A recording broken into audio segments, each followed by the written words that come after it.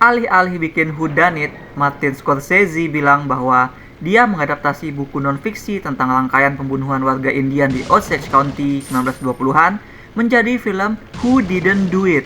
Apa maksudnya? Well, thriller detektif memecahkan kasus boleh saja lebih menjual, tapi tidak akan mencapai power yang diniatkan oleh Scorsese. Dengan konteks sejarah bangsanya, film ini disajikan untuk menyuguhkan perasaan getir. Karena ya, in a way, they all did it. Dengan tidak pernah benar-benar serius mengusut, sebab terlalu banyak yang terlibat kasusnya. Dan para korban survive bukan karena bantuan mereka-mereka kulit putih. After all, sutradara legend ini demennya bikin cerita dengan karakter based on real people yang melakukan hal-hal tak terpuji. Killers of the Flower Moon dibuatnya sebagai drama romansa dari sudut pandang pelaku kejahatan yang berpikir bahwa dia tuh beneran mencintai perempuan Indian yang dia nikahi sebagai istrinya, tapi juga dia mencintai uang dengan sama besarnya, jika tidak lebih.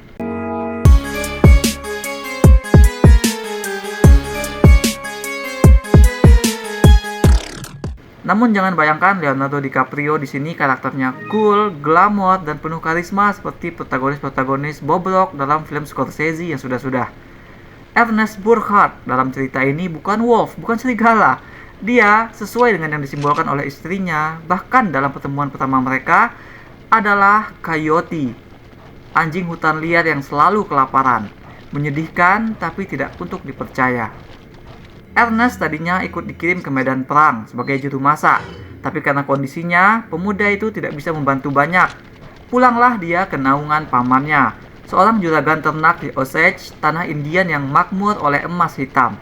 Saking makmurnya, orang-orang kulit putih seperti Ernest berdatangan ke sana mencari peruntungan mengadu nasib. Peruntungan di sini tuh bukan dalam makna yang baik-baik, karena memang sekilas mereka tampak jadi pekerja bagi orang-orang Indian. Dua golongan ini tampak saling membaur, ada asimilasi budaya dan pengetahuan dan sebagainya, tapi di baliknya ada maksud terselubung untuk menguasai uang minyak. Kerjaan mereka tuh nggak jujur. Warga Indian justru dibunuhi dengan segala macam tipu daya. Ernest yang jatuh cinta kepada perempuan Indian Molly bukannya membela ataupun setidaknya bersimpati. Ernest ini ikut kemana power bertiup, ke pamannya yang bisa mendapatkannya uang dan posisi. Sehingga Ernest tidak menolak ketika pamannya memanfaatkan perasaan antara dirinya dengan Molly. Ernest bahkan ikut berkomplot membunuh satu persatu keluarga Molly setelah mereka menikah nanti. Jadi dengan cocote, Ernest itu adalah coyote yang berbulu domba. Jadi kenapa sih para pendatang itu kelakuannya suka seperti ini gitu? Film ini tuh hadir pas banget dengan keadaan perang genosida kita yang sedang berlangsung, sehingga impact film ini mestinya bisa berkali lipat menyentuh kemanusiaan. Orang yang datang itu malah menjajah, ingin menguasai lebih dari hak mereka sampai melakukan apapun termasuk kejahatan kriminal. Kekuatan film ini jadi terdisplay full, nunjukin bahwa gimana pun ujungnya itu tetap rasis, mendahulukan kepentingan golongan, dan ultimately perut sendiri. Ernest dan pendatang kulit putih udah dikasih hati tapi malah minta jantung. Aku pikir inilah yang ingin ditunjukkan oleh Scorsese ketika memilih untuk menjadikan cerita ini dari sudut pandang Ernest, yang sebagai protagonis sangat unlikable meskipun dia tuh percaya dia punya rasa cinta kepada Molly. Film ingin memperlihatkan hati yang sudah dikasih tersebut, ingin mendaratkan kita kepada perasaan genuine tanpa mencederai perasaan pihak yang mestinya adalah victim, pihak yang lebih berhak menceritakan peristiwa ini, yaitu Molly dan orang-orang Indian. Karena Molly dan orang-orang Indian itu meski lebih pasif posisinya di dalam cerita, mereka tidak pernah tergambarkan sebagai ignoran yang polos. Mereka bukannya bengong doang dan tidak tahu apa-apa ketika ada saudara mereka yang ditemukan mati secara misterius seolah kecelakaan dan secara mengenaskan. Film tidak sampai hati mengatakan mereka juga terlena total oleh harta dan oleh kata-kata pemuda seperti Ernest yang menikah ke dalam keluarga mereka, ataupun kata-kata orang berpengaruh seperti William Hale, paman Ernest, yang telah lama membantu dan ikut membangun fasilitas-fasilitas di kota mereka. Bagi para warga Indian, film memperlihatkan persahabatan dan keterbukaan mereka adalah hal yang tulus yang dimanfaatkan oleh para coyote licik. Molly dari awal flirtnya sama Ernest sudah melihat bahwa pria itu tuh orang yang pengen duitnya doang gitu. Makanya dia menjuluki Ernest sebagai coyote. Tapi ya itu tadi, cinta itu tumbuh genuine di antara mereka. Molly merasakannya pure, sementara Ernest merasakan juga tapi tertutup oleh rasa lapar binatangnya gitu. Film ingin kita merasakan dramatic irony dari melihat cinta dan kepercayaan Molly tumbuh, dikontraskan dengan bagaimana Ernest sebagai karakter utama dalam setiap kesempatan yang selalu diberikan oleh naskah kepadanya, memilih untuk menomorsatukan uang dan pamannya ketimbang Molly dan keluarga. Adegan di bagian akhir yang saat Ernest ditanya oleh Molly soal insulin yang selama ini ia suntikan, man, itu tuh bikin down banget gitu. Kita tuh kayak jatuh sama Molly mendengar jawaban Ernest. Film memberikan kesempatan kepada karakternya untuk develop oleh pembelajaran. Dia melakukannya for a while, tapi dia lantas jatuh kembali ke lubang yang sama. Ini jadi kayak jawaban film kenapa masalah tahun 1920 itu masih relevan juga dengan keadaan sekarang.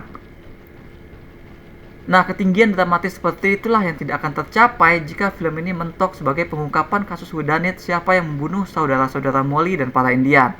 Film ini tahu yang penting untuk diceritakan itu apa, bahwa siapa yang bunuh tidak lagi untuk dipertanyakan gitu. Film justru ingin menelisik moral dan perasaan karakter-karakter yang terlibat. Ernest bergulat antara cintanya kepada uang dan cintanya kepada Molly. Molly bergulat atas prasangkanya dan juga ruang untuk cinta.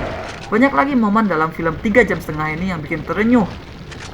Kayak Molly ngasih bantal kepada saudara Ernest yang pulang kemalaman ke rumah mereka, tanpa mengetahui bahwa orang itu pulang telat karena baru saja melakukan permintaan Ernest atas gagasan paman, yaitu membunuh kakaknya Molly. Ini kan benar-benar, aduh gimana, gimana Ernest bisa tidur nyenyak berselimut kekejian seperti itu. Lily Gladstone meranin Molly udah pas banget. Kita ikut merasakan kewaspadaan serta juga kevulnerabelannya sebagai perempuan hadir di balik tuturnya yang singkat tapi padat. Dia tuh jadi hati di balik penampilan repulsif dan manipulatif dari karakter pria kulit putih di film ini. Leonardo dan Robert De Niro memberikan penampilan tidak kurang dari standar tinggi yang selalu mereka suguhkan, tapi di musim award ini Lily Gladstone mestinya bisa jadi ujung tombak film ini untuk meraih penghargaan. Durasi sepanjang 3,5 jam itu nggak bakal terasa karena cerita mengalun, karakter-karakternya ironis dan bikin kita simpati, ingin tahu lebih lanjut tentang mereka, dan pace film juga terjaga. The only reason aku nggak nonton ini ke bioskop dan aku sangat menyayangkan hal tersebut adalah karena secara fisik aku yang dari kecil sudah punya penyakit beser, udah nggak kuat duduk selama itu di kursi bioskop tanpa harus bolak-balik ke WC, ya kan? Yang bakal ruin experience nanti kalau aku nontonnya langsung di bioskop. Padahal tentulah pastinya experience film ini sangat luar biasa, cinematic experience-nya luar biasa. Lihat cara film nampilin momen-momen keseharian rakyat di Osage lewat tampilan hitam putih, seolah foto atau film jadul yang sebenarnya. Pilihan tersebut bukan sekedar untuk estetik, melainkan juga perfectly membingkai karakter yang ingin diceritakan. Bahwa kebersamaan si kulit merah dan si kulit putih di layar itu, ya sebenarnya ada yang mengatur di belakang. Ada mastermind yang merencanakan hal buruk demi duit. Jadi ya, Scorsese di film ini bukan hanya menceritakan peristiwa kelam masa lalu, melainkan dia juga punya desainnya sendiri, yang mengangkat film ini jadi lebih dramatis lagi. Film ini dibuka dan ditutup olehnya dengan Some Kind of Upacara Indian, yang satu tentang kekhawatiran Indian akan way of life yang berpotensi tercemar setelah masuk masa makmur, sementara satunya tampak seperti perayaan kebersamaan yang saling menguatkan di antara mereka. Secara hakikat, ini adalah materi yang pelik untuk diceritakan oleh Scorsese yang sadar dia tuh sendiri bukan Indian gitu. Ini bukan cerita dia, tapi dia berhasil menemukan desain yang tepat untuk menceritakan ini semua.